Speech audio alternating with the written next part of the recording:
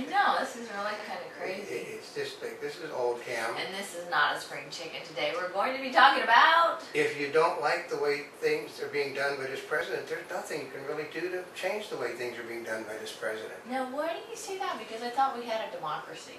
No, basically, you have a democracy if you have a Republican that doesn't understand that you can say no to Supreme Court nominees or that you can veto legislation. Now, isn't that the funny part? Because, you know, a lot of times you talk about politics and Republicans and Democrats. And, you know, a lot of people may think, oh, you don't like Democrats. Well, part of it is we're trying to shine the light on people, whether they're Republicans or Democrats. Yeah, it doesn't make any difference. They said that, I don't have a coin, but they said you could flip a coin up in the air, and however it lands, you're going to get the same politician, whether it's Republican or a Democrat. Because well, why do you say that? They don't care in the slightest to what the people back home. Okay, for instance, Scott Brown was told by the people of his state, don't vote for financial reform. But he is a politician, so he voted for himself. And, you know, and that's the way it works, is the politicians vote to keep themselves in office. They don't care about the majority of the people in their constituency. They care about the people that come out and vote for them. That's it. And there is a difference. There's a total difference. I mean, you say, like, why in the world? I mean, this is a Republican area. Why does that person vote? Why did he vote to support the stimulus when he knew it wasn't? Well, because the people that were donating money to his political campaign and were likely to vote for him were going to benefit from the stimulus. Same way as why did Representative Suchak vote for stimulus? I mean, vote for a health care bill. He knew that everything that he said is coming true, but he said, "I got a promise." Well, he got a promise of money. That's what he got a promise of. They paid off his campaign debts, and he gets to retire with money. Because it's no longer... I come from an era when politicians basically... I mean, most people don't realize it, but the politicians that supported black rights were all Republicans. They weren't Democrats. Oh, really? No, the Democrats basically did everything. The Democrats are the party of the organized labor union. Organized labor unions did not want black workers taking their places. It had nothing to do with racism. It had to do, there was more qualified black workers than there were white workers. So we're protecting, it's like when, put an example, I grew up like on Zuma Beach and a lot of these beaches, we have turf wars. It had nothing to do with it being Latin or black or white. That was our beach because we were there at 8 o'clock in the morning. You stay the hell off of our beach. And this is it. The unions, white union people were there first. It was their turf. And there was an awful lot of really well-trained black workers in the South. The South became industrialized because of the black worker. When that worker moved north, he became a threat to the white unions. Not because he was black, because there were more of them and they were willing to work for less money than the union people were getting. That sounds like illegal immigrants. Yeah. But they, you know, that's the way it worked. It had nothing, they equivocate racism to everything. It isn't racism if you don't want the guy to get your job because he's willing to work for less than you are. No. It's because he doesn't want the guy to take his job from him. It had nothing to do with race. I mean, if a white guy comes in and says, well, you're paying him $45 an hour, I'll take $40 an hour and work an hour longer every week. Is that racism if you stand up against that guy getting it? No, it's not. So, I mean, okay, I've never heard of a case of racism against American Indians. You know what? I don't think I have either. No. Okay. Wow. I become a veterinarian because I was supposed to get into Stanford Medical School. I got the scholarship. I was going to play football, go to Stanford Medical and all this stuff. And they had a quota system, and Indians weren't on the quota system. They said, well, it doesn't make any difference that your grandmother on your father's side is Indian and your mother is an American Indian. We don't have a quota for American Indians. I don't know if you can be an Indian and have a racism charge against you. Oh. So, but that's the way it works because I've got jobs because, you know, they say, well, you got jobs because you're an Indian. Well, no, I got jobs because I was a half-breed. Really? That's right. I got every time I got jobs because I was Irish, German, English, and American Indian. You know, because you got four. But there's a lot of people that are all mixed. I know, but okay, there's predominantly Indian and German. Because as I keep tell people enough times, for some God unknown reason, my family would come over from Prussia, and they were hung up on American Indians. Part of the family would go back to Germany and then marry marry the English girl or the German or the Irish girl for their kingdoms, and the other half would stay here and build cities. But so half of my family has always been, actually more than half has always been American Indian. But well, they didn't know what Asian girls looked like. So that was the whole trick. They had Indians. Indians were exotic, basically. Well, they were exotic compared to where they were, because they were different. I can tell you didn't take an Indian wife back to Germany, though, folks. That was not done.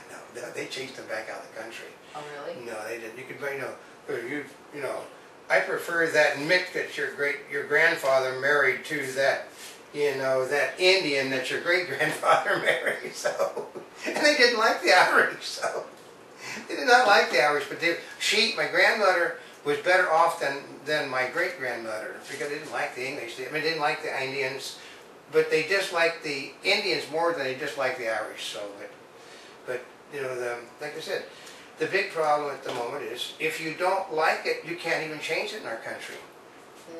You can't get enough people elected to office to make changes. Why do you say that? Because they're not changing it.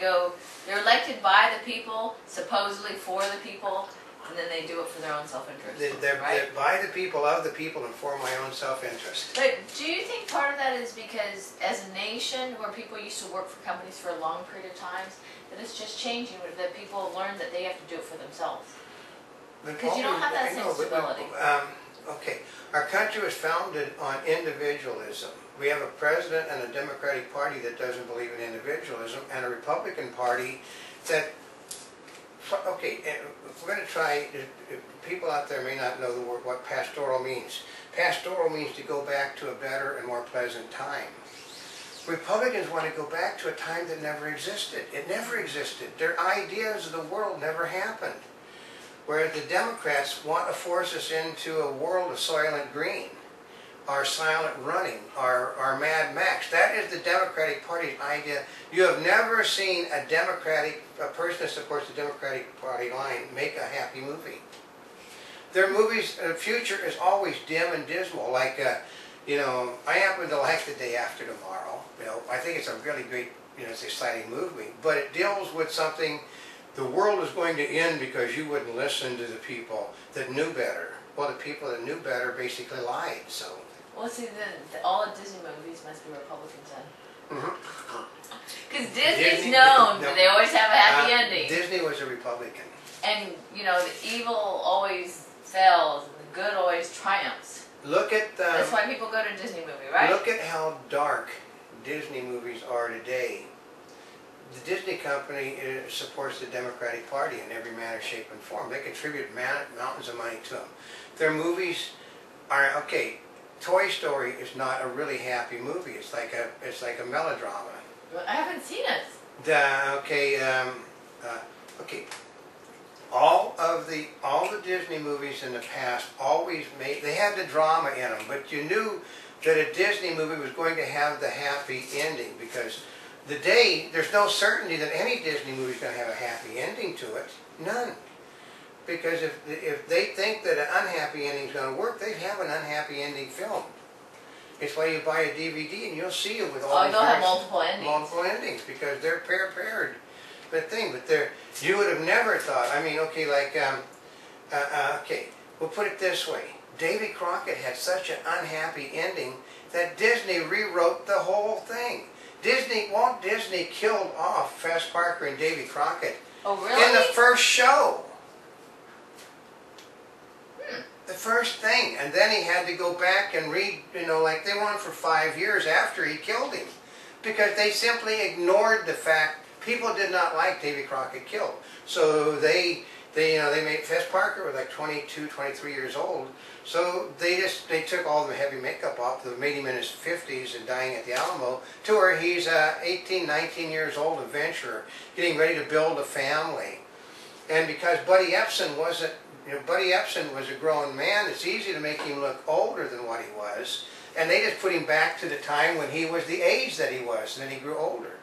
But Disney, Happy Indian, okay, another example, what's the movie, but, okay, they did, I remember a famous thing, they did a Western in 2 different versions. They wanted, because somebody was trying to play experiment. The movie had the most ungodly, everybody got killed. Oh, really? Oh, God, that movie sank like that. They did the movie with a happy ending where the hero survived the shootout and went off with the girl in the sunset. That's all they did was change the ending, and the movie was a tremendous hit. Same actors, same role, same everything. Yeah, but who wants to go to a movie and get depressed by it? Well, the movie companies think that's what people want today, is to be trapped. Okay, they want to make a social statement. I was lucky enough to actually meet George M. Cohan. And George M. Cohan, because my grandmother was Irish, and my grandmother knew a lot of people. My grandmother simply, she said, he's in the entertainment business, and he sings and he dances and he's Irish. Yeah, but then he says, yes, but he's not like a Cohan. And then my grandmother said, he's better than a Cohan because he's not just a stinking Mick, he's also a German. So we got into an Irish war. But he told me, he said, son, do you know why the show must go on? And I said, why? Because you don't get paid if it doesn't. That's it. That is it in a nutshell why the show must go on. That's right. Today, Actually, I've never heard that before. They always say the show must go on, right? It's simply because you don't get paid if it doesn't. But today they don't care if the show goes on. People will walk out in the middle of performances. You see movies being made. I didn't know Henry Fonda, but my family knew Charlton Heston. Charlton Heston, had many conversations on the industry, like, why do you make so many crappy movies? He said, I make 9 crappy movies so I can make that one movie that I know that is going to be great. Heston would only make great movies. He didn't make crappy movies, which is why he didn't make so many. But it had to do with the fact Heston would never make a movie that didn't have a happy ending to it, one way or the other. It did really, you always knew where Heston movies were going. Whereas Henry Fonda was a left-wing Democrat. Henry Fonda's movies, we talk The Grapes of Wrath, that's not a happy movie. My Darling Clementine is not a happy movie. Fort Apache is not a happy movie. Another Time in the West is not a happy movie. The Stork Club is not a happy movie. They've all got bad endings. All of them have got bad endings. Those were Henry Fonda's movies. I do these crappy things so I can do the A movie that I believe in. Then Henry Fonda basically got his. Charlton Heston grew up Midwestern like Henry Fonda. Henry Fonda had the misfortune of seeing a lynching when he was a child, and that lynching basically tainted his political attitude the rest of his life. So he became left, and because there was a difference in the way they grew up, Charlton Heston became to the right. But there was a time, Heston and Fonda could disagree with one another. People in the entertainment community that knew Ronald Reagan and knew he was to the right, they would get into great big, we're talking Humphrey Bogart.